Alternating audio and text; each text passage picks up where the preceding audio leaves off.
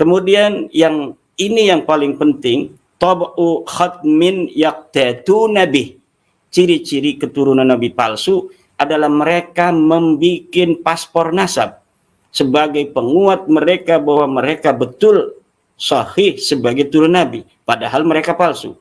Ini para zuriyah-zuriyah nabi yang jumlahnya ribuan marga yang ada di dunia ini, itu yang asli-asli itu nggak ada yang punya paspor nasab yang kayak paspor begitu. Mereka cukup kesaksian dari nakib mereka untuk keluarga mereka, tidak dibawa-bawa, kemudian tidak pernah diperlihatkan ke publik seperti novel orang Solo itu. Dia ini ciri-ciri keturunan Nabi asli harus punya ini, harus punya paspor nasab dari Rabita Alawiyah. Lah ini menurut Syekh Sayyid Husain bin Haidar Al-Hasimi merupakan ciri-ciri daripada nasab yang palsu. Apa sih alasan para ulama ini kok mencoba mendokumentasikan, mengabadikan silsilah nama-nama keturunan mereka? Jadi yang kerja ini bukan hanya dari kalangan keluarga Nabi saja, di luar keluarga Nabi pun mereka membuat buku-buku nasab yang akhirnya pada zaman ini menjadi literatur penting kan, untuk kesinambungan daripada kebersenambungan daripada mereka punya silsilah. Kenapa pertanyaannya? Kenapa para ulama kok peduli, ihtimam? Jawabnya karena ada sejumlah hukum dalam syariat Islam yang berkaitan dengan hak dan kewajiban mereka. I see. Contohnya singkat aja. Keluarga Nabi itu nggak boleh makan zakat. Oh gitu. Iya, itu aturan. Walaupun dia miskin sekali. Itu cerita darurat. Kalau cerita darurat lain kan. Kita bicara hukum biasa ya, bukan hukum darurat. Keluarga Nabi nggak boleh makan zakat. Nah, walaupun dia katakanlah dia sebagai sebagai salah satu asnaf, tapi kalau nggak darurat nggak boleh. Apalagi makan suap. Nggak boleh. Makanya waktu cucu Nabi alaihi salatu wassalam ketika Nabi mengumpulkan zakat kan dari para sahabat, di antaranya kan ada zakat korma kan. Tahu-tahu Sayyidina Hasan ambil Sayyidina Husain begitu, salah satu ambil itu korma dimakan. Begitu Nabi lihat, dipegang mulutnya dikeluarin. Kata Nabi, kih keluarin. Oh, sampai begitu. Sampai begitu. Kata Nabi, ingat keluarga Muhammad nggak boleh makan zakat. Nah, itu dipegang oleh ulama. Jadi kalau silsilah mereka hilang, silsilah mereka tidak dikatet, suatu saat nanti habaib yang nggak tahu dirinya habaib, yang nggak tahu dong. Kalau dia habib, akhirnya dia makan zakat. Hukum ini perlu dijaga. Supaya hukum ini bisa berlaku, habib harus tahu kalau dirinya habib. Nah, itu pencatatan. Itu satu. Yang kedua ada lagi yang namanya khumusul khumus. Dulu di zaman Nabi, keluarga Nabi itu mendapat bagian dari pampasan perang. 1/25.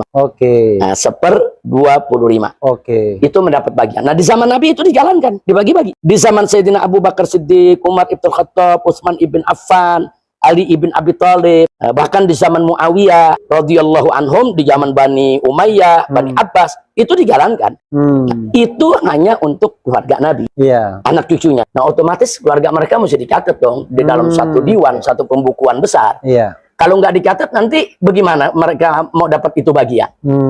Begitu. Nah, ini kan juga hukum yang menyangkut mereka. Begitu. Nah, kemudian ada lagi hukum di beberapa mazhab seperti mazhab Syafi'i ada hukum kufu, hukum kafa'ah, hukum pernikahan yang harus sederajat. Nah, walaupun di situ ada perbedaan pendapat ulama ya, kita nggak bicara soal perbedaannya. Tapi bagi ulama yang menjadikan kufu itu sebagai masalah yang harus diperhatikan dalam perkawinan, tentunya masalah nasab menjadi penting buat mereka. Begitu. Nah, jadi ini yang mereka jaga. Jadi ada sebagian hukum berkaitan dengan para keturunan Nabi ini. Nah, termasuk juga yang Sayyidina Abu Bakar mengatakan apa? Kata Sayyidina Abu Bakar dalam Sahih Muslim, urqubu Muhammadan fi ahli baiti. Jaga kehormatan nabimu dengan kau jaga kehormatan anak keturunannya. Nah, jadi artinya kan kita nggak katakan ini sebagai privilege atau suatu keistimewaan atau berdua, enggak. Artinya ada satu kewajiban agama begitu. Bahwa umat ini diwajibkan untuk menjaga kehormatan mereka, mencintai mereka, menghormati mereka. Tapi kalau umat nggak tahu, yang mana keturunan Rasulullah? Inilah sebab-sebab kenapa para ulama sepanjang zaman mencatat nasab Nabi. Dan pencatatan ini sampai hari ini masih ada. Dan itu untuk di Jakarta umpamanya ya, di Jakarta, Indonesia, Malaysia dan Asia Tenggara itu adanya di Robito Alawiyah. Robito Alawiyah itu kalau ada Habib yang lahir dia lapor ke Robito. Saya Oke. melahirkan anak namanya ini. Itu dicatat. Cuman yang kesian, yang nggak masuk dalam catatan. Oke, Nah. dan itu banyak pasti. Dan itu banyak. Nah, yang nggak masuk dalam catatan ini kita jadi dilema ya. Kita kan punya syarat. Kita mau akui dia nggak ada buktinya. Kita nggak akui bisa jadi benar, kan begitu. Iya, iya. Nah, tapi dalam konteks keilmuan Iya. tetap harus pakai pembuktian dong. I see. Itu yang dilakukan oleh Rabithah Alawiyah. Anda ngaku Habib, mari kami periksa, datanya kita lihat. Nah, begitu diperiksa datanya, oh ada, oh benar, ini kaki Anda, ini begini. Sah diberikan buku bahwa dia seorang Habib. Nah, sehingga tidak sembarang orang ngaku-ngaku sebagai Habib. Kalau ngaku kan siapa aja bisa. Iya, iya. Siapa saja bisa ngaku, saya Habib, saya keturunan Rasulullah. Ternyata Habibur Rahman. Nah, tapi kan mesti ada pembuktian secara ilmiah. Nah, itu yang dilakukan oleh Rabithah Alawiyah. Paling tidak Rabithah Alawiyah itu mengeliminir atau meminimalisir daripada orang-orang yang ngaku-ngaku sebagai keturunan Nabi, padahal mereka bukan keturunan Nabi.